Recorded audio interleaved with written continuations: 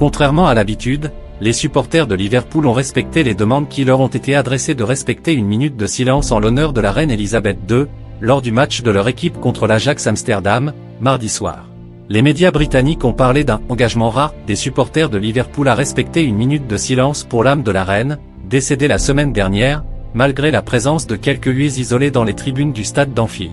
L'entraîneur des Reds, Jürgen Klopp, avait précédemment appelé les supporters de son équipe à respecter une minute de silence, déclarant « Oui, je pense que c'est la chose à faire pour montrer notre respect ». Tous les regards étaient tournés vers Anfield pour savoir si les supporters de Liverpool respecteraient une minute de silence ou non, en raison de ce que l'on appelle l'hostilité historique de la ville envers la famille royale britannique. Comment cette hostilité historique entre la famille royale et les supporters de Liverpool a-t-elle commencé? Quelles sont les raisons?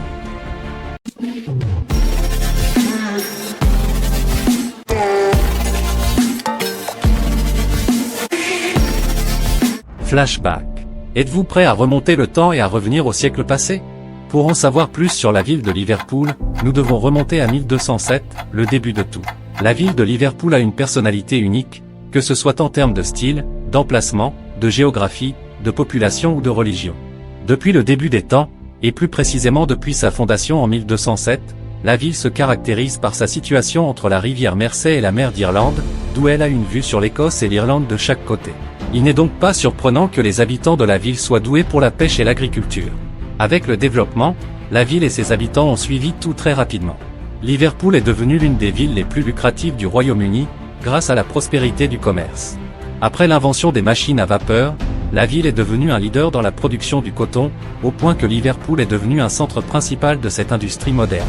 Au XIXe siècle, Liverpool a assisté à la création de la première ligne de chemin de fer au monde, oui, la même qui reliait Liverpool à Manchester. Cela a contribué à faire de Liverpool une ville d'une importance économique et culturelle majeure. Liverpool n'a pas seulement généré des revenus pour le Royaume-Uni dans son ensemble, mais en raison de son emplacement géographique, elle est devenue un centre principal pour tout au Royaume-Uni, car elle donnait sur différentes parties du monde de tous les côtés.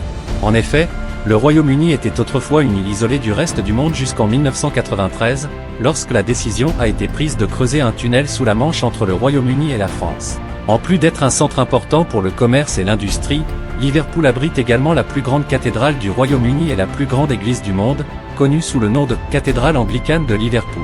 Cette cathédrale a éloigné Liverpool du conflit religieux entre catholiques et protestants en Grande-Bretagne. Pendant la Première Guerre mondiale, Liverpool était le lieu de déploiement des troupes écossaises pour défendre la ville. Pendant la Seconde Guerre mondiale, c'était la deuxième ville britannique la plus bombardée par des raids aériens, ce qui a entraîné la mort de milliers de personnes et de blessés à l'époque. Et parce que les ruines de la ville n'ont pas attiré l'attention des autorités qui en ont fait la capitale, les habitants de la ville immortelle ont décidé de conserver quelques traces des destructions et des guerres qui ont frappé la ville dans le passé.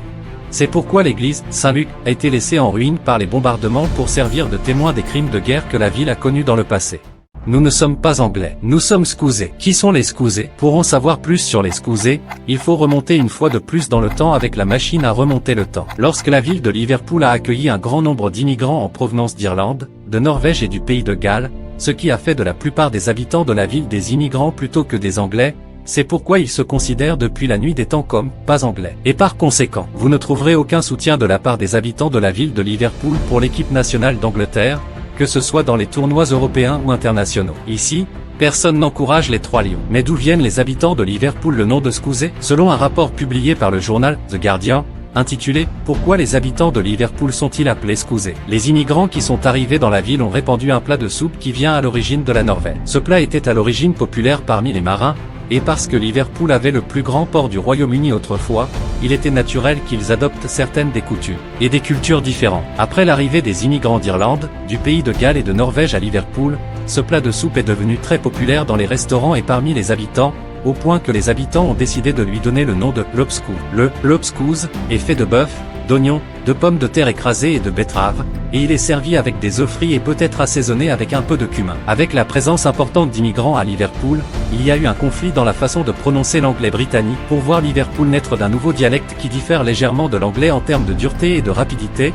C'est pourquoi les historiens ont décidé de donner le nom de scouse au nouveau dialecte parmi les habitants de la ville de Liverpool. De là, tout a changé. La belle ville qui était une source de richesse et de développement pour toute la Grande-Bretagne a tout changé en un instant. Mais tout ce qui s'est passé s'est déroulé sous les yeux de la famille royale et du gouvernement britannique, et tout le monde a regardé attentivement jusqu'à l'ignorance. Dans les années 1950, le port de Liverpool rivalisait avec les plus grands ports d'Europe, voire les dépassait, comme Hambourg et Rotterdam, jusqu'à ce que le gouvernement britannique intervienne avec un comportement injustifié et inattendu. En raison de la décision prise par le gouvernement britannique à l'époque, le taux de chômage à Liverpool seul a atteint 50% et a augmenté de manière significative avec le temps. L'écrivaine Linda Grant, dans son roman célèbre Still Here ou Je suis toujours là, a mis en lumière la décision choquante du gouvernement britannique pour les habitants de sa ville de Liverpool dans la seconde moitié des années 1960. Après avoir pris la décision de s'appuyer sur le port de la ville de Manchester, au lieu du port de la ville de Liverpool. Elle a même parlé de l'origine des habitants de la ville de Liverpool, ce qui fait que la grande majorité d'entre eux renoncent à la nationalité britannique. La situation a continué à se détériorer de plus en plus depuis le milieu des années 1960 jusqu'au début du XXIe siècle, jusqu'à ce que la ville de Liverpool entre en conflit avec sa voisine, la ville de Manchester, et c'est à partir de là que le derby entre les équipes de Liverpool et Manchester United a été connu, qui représentait sa ville seule à ce moment-là. La ville a même été impliquée dans un conflit très intense avec les ministres du gouvernement britannique à différentes périodes, mais Margaret Thatcher était la ministre qui a suscité une haine intense de la part de tous les habitants de Liverpool, surtout parce qu'elle était responsable de l'exposition de la ville à un déclin économique et d'investissement et à un recul de sa position de manière très importante. Je déteste Margaret Thatcher, et je déteste la justice tardive. L'une des histoires les plus tristes de l'histoire du football, ce qui est arrivé aux supporters de Liverpool en 1989 dans ce qui a été connu dans les médias sous le nom de « catastrophe de Hillsborough », lorsque 96 supporters sont morts dans un stade de football. À cette époque, la Fédération anglaise de football a pris la décision étrange d'organiser un match entre Liverpool et Nottingham Forest en demi-finale de la FA Cup au stade de Sheffield Wednesday, connu sous le nom de Hillsborough. Ce qui était surprenant, c'était que le stade ne pouvait accueillir que 35 000 personnes. Ventilateur. Ce qui fait du Hillsborough Stadium un très mauvais choix pour un match entre les deux plus grandes équipes en termes de popularité dans les années 1980, alors que Liverpool et Nottingham étaient en compétition exceptionnelle localement et en Europe pour différents tournois. Mais le pire, c'est que la tribune de droite était réservée aux seuls supporters de Liverpool, un endroit qui ne pouvait accueillir que 16 000 supporters. Ce n'est pas du tout approprié pour les grands supporters comme les supporters de Liverpool, qui ont depuis longtemps l'habitude de défiler partout derrière leur équipe.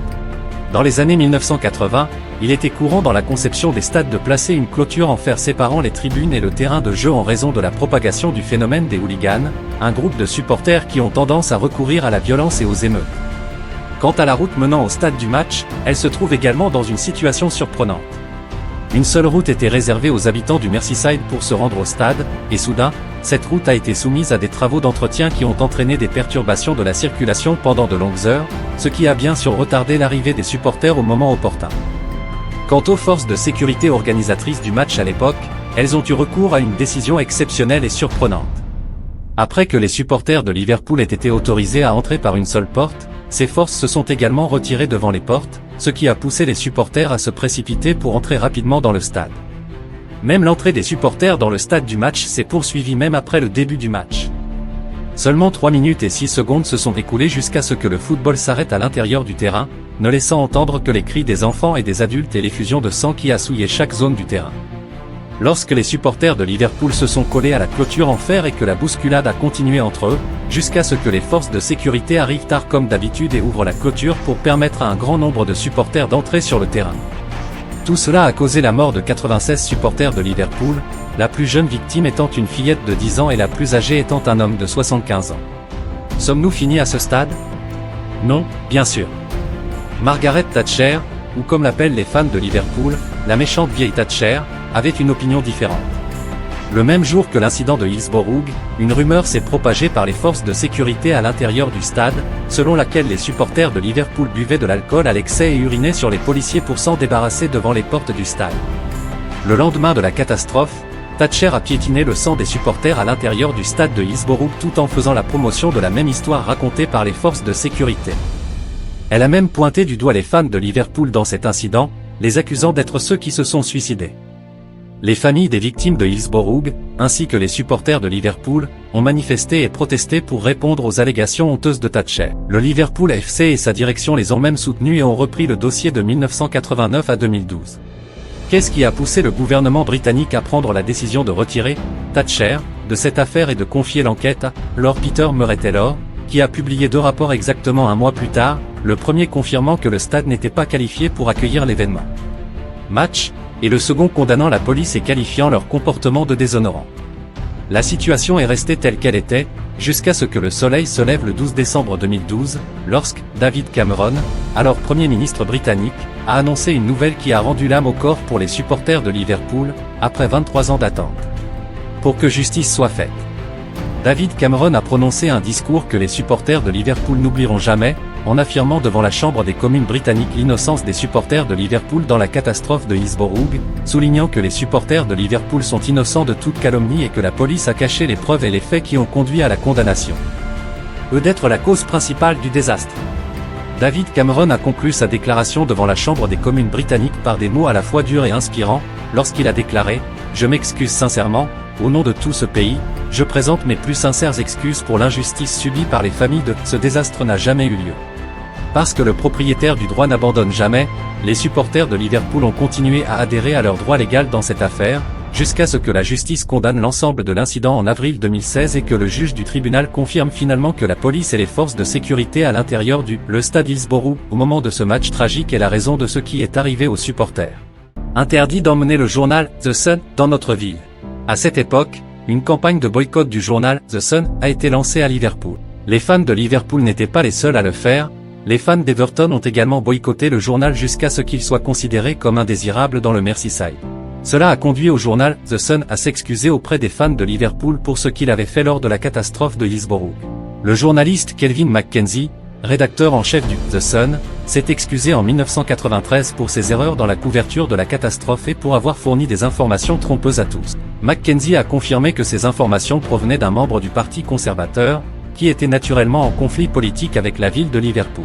En 2005, en raison du mécontentement renouvelé des fans de Liverpool envers le journal The Sun, le journal a publié un communiqué officiel dans lequel il s'excusait à nouveau auprès des fans. Le communiqué disait « L'inattention et l'insubordination qui nous ont frappés dans les jours les plus sombres ont rendu le chagrin de leurs familles et de leurs amis plus difficile. Nous nous sommes excusés depuis longtemps publiquement auprès d'eux et de la ville de Liverpool pour notre terrible erreur et nous renouons nos excuses aujourd'hui avec sincérité et sans réserve. N'abandonne jamais ce en quoi tu crois. La légende dit, il n'y a pas de chemin facile vers la justice. Les fans de football de la ville de Liverpool n'allument pas la télévision en premier lieu si l'équipe d'Angleterre participe à un match. Ils peuvent soutenir l'Écosse, l'Irlande ou même le pays de Galles, car la grande majorité des habitants de Liverpool sont des immigrants, mais encourager l'Angleterre, c'est quelque chose qui n'est pas souhaité dans cette ville.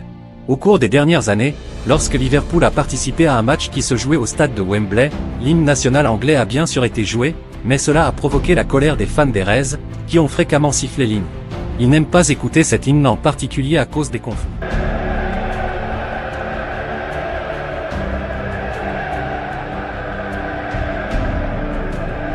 Lorsque Jürgen Klopp a été interrogé sur la façon dont il voyait le comportement des fans de Liverpool envers l'hymne national anglais, il a répondu avec diplomatie, ce qui témoigne de sa culture sur l'histoire de la ville, des sifflets sur l'hymne national.